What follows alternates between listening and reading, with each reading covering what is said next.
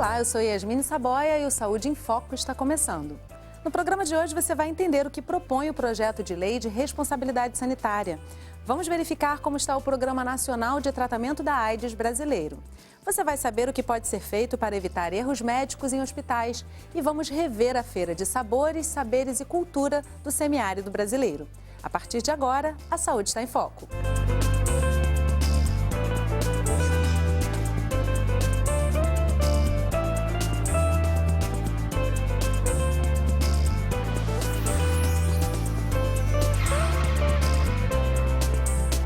O projeto de lei de responsabilidade sanitária, que tramita desde 2007 no Congresso Nacional, prevê os recursos que os gestores devem aplicar em ações e serviços de saúde e os obriga a dar transparência na aplicação desses recursos. Vamos ver o que propõe esse projeto. Um dos principais sistemas públicos de saúde do mundo, o SUS, o Sistema Único de Saúde, oferece aos mais de 190 milhões de brasileiros serviços que vão da promoção e prevenção ao mais complexo tratamento médico. Mais de 20 anos depois da criação do SUS, entre seus principais desafios está o acesso a esses serviços e um orçamento apertado. O grande desafio para a gestão do SUS ainda é, na minha opinião, o financiamento, para a gente efetivar o SUS. Do ponto de vista estrito da gestão, para além da questão do financiamento, é a gente estruturar as redes de gestão nos municípios e fazer funcionar efetivamente as regiões de saúde. Ampliar o acesso é fundamental, mas essa ampliação tem que ser dada com qualidade. Não é possível você simplesmente fazer procedimentos e esses procedimentos não terem a qualidade que o cidadão e que a população usuária precisa e merece. Uma qualidade que exige investimentos. Mas além de um orçamento menor do que o necessário, desde o ano 2000, os gestores precisam lidar com as limitações impostas pela Lei de Responsabilidade Fiscal. A lei impõe o controle dos gastos de União, estados e municípios de acordo com a sua capacidade de arrecadação de impostos.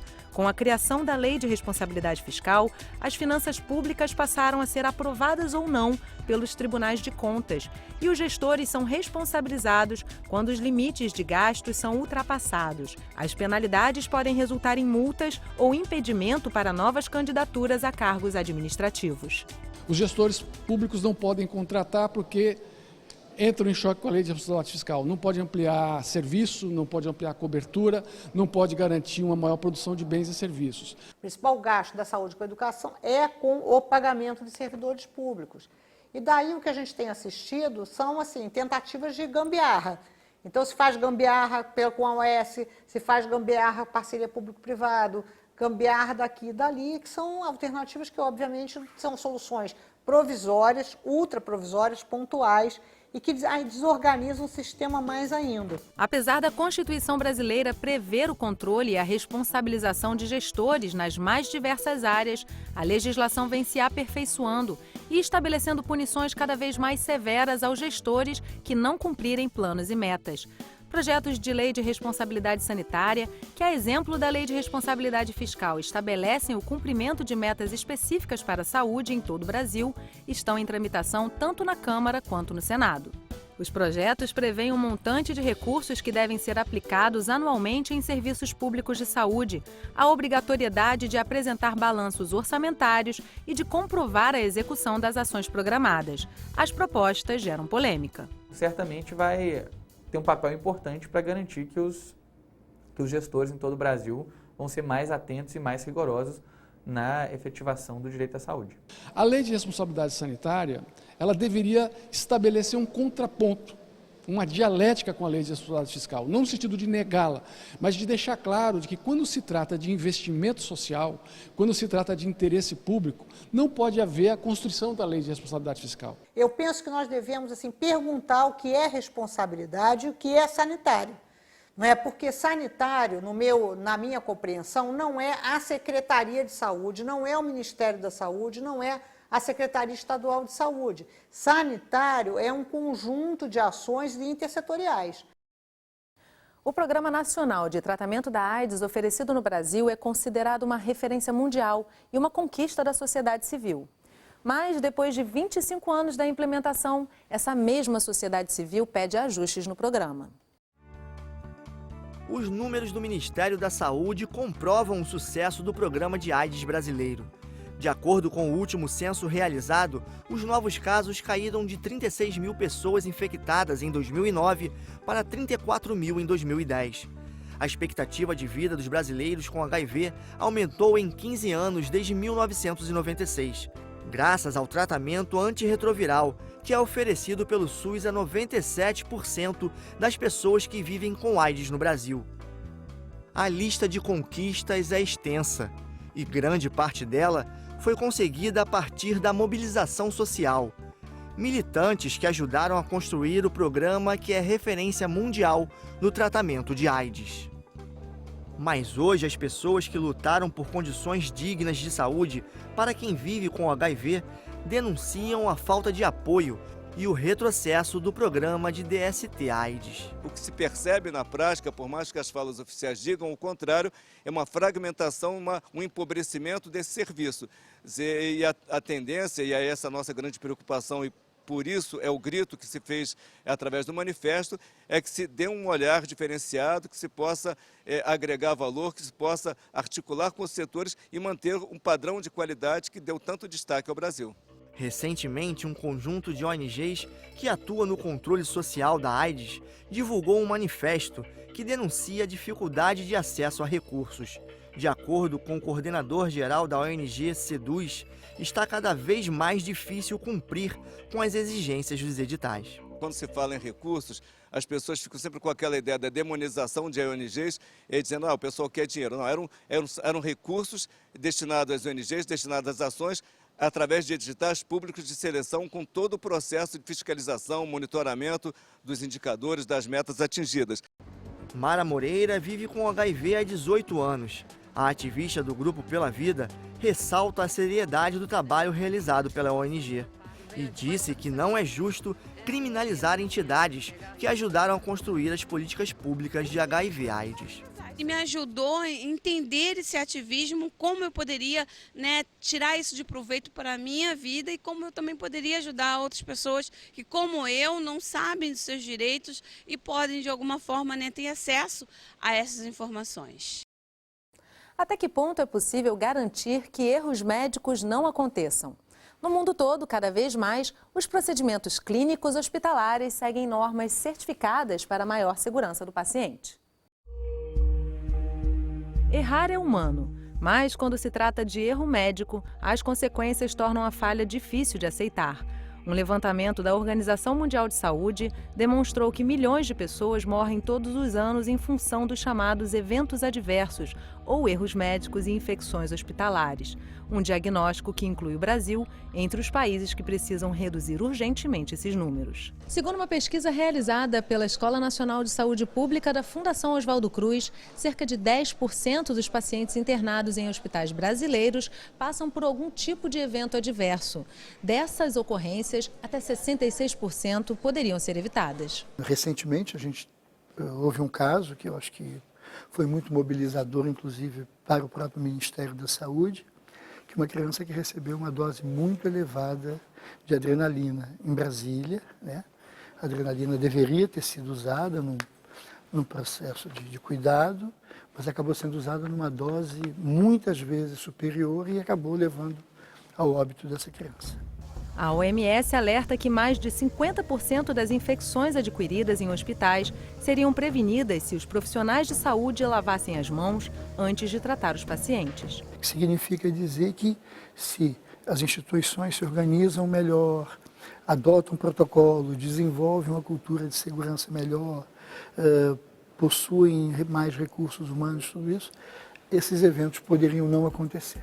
A preocupação em reduzir essas ocorrências cresce junto com os avanços da medicina, que tornam os erros cada vez mais inaceitáveis. O evento adverso ele nunca foi tão falado, nunca foi tão notificado como hoje, no mundo inteiro. O coordenador do Proqualis, portal de informação voltadas para a segurança do paciente da Fundação Oswaldo Cruz, aponta algumas das principais causas dos efeitos adversos. Segundo Vitor, a insuficiência de recursos humanos nas unidades de saúde, a falta de tempo para a comunicação entre os profissionais, a fadiga e a qualificação deficiente levam ao erro.